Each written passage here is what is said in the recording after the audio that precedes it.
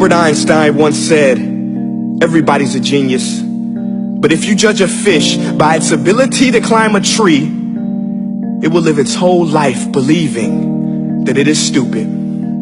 Ladies and gentlemen of the jury, today on trial we have modern day schooling. Glad you could come. Not only does he make fish climb trees, but also makes them climb down and do a 10-mile run. Tell me, school, are you proud of the things you've done?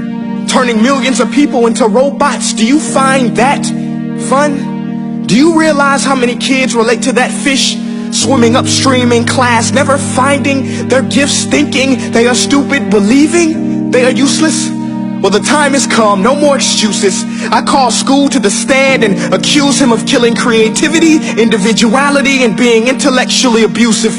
He's an ancient institution that has outlived his usage. So, Your Honor, this concludes my opening statement, and if I may present the evidence of my case, I will prove it. Proceed. Exhibit A.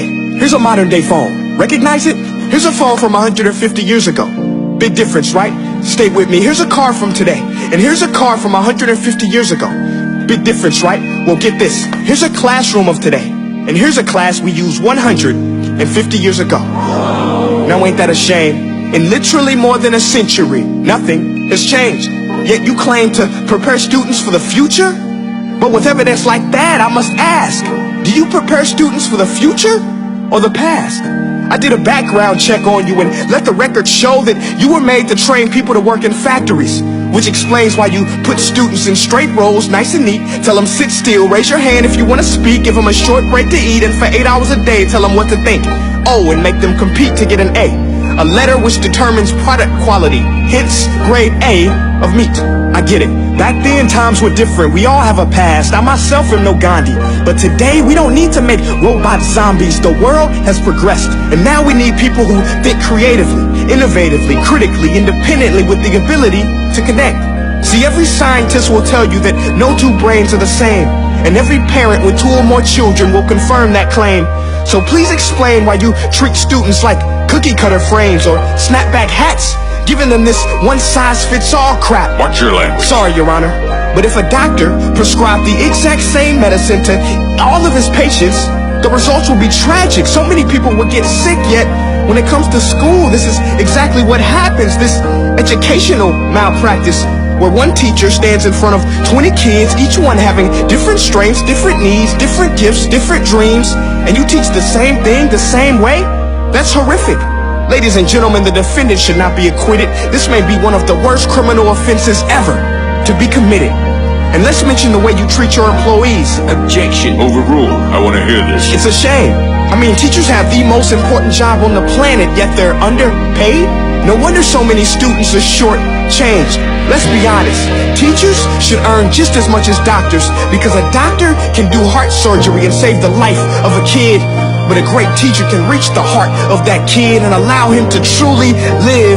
See, teachers are heroes that often get blamed, but they're not the problem. They work in a system without many options or rights. Curriculums are created by policymakers, most of which have never taught a day in their life. Just obsessed with standardized tests. They think bubbling in a multiple choice question will determine success. That's outlandish. In fact, these tests are too crude to be used and should be abandoned, but don't take my word for it.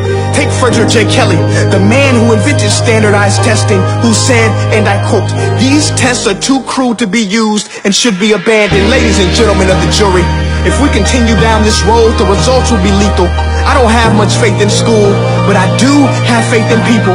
And if we can customize healthcare, cars, and Facebook pages, then it is our duty to do the same for education, to upgrade it, change it, do away with school spirit, because that's useless. Unless we're working to bring the spirit out of each and every student, that should be our task.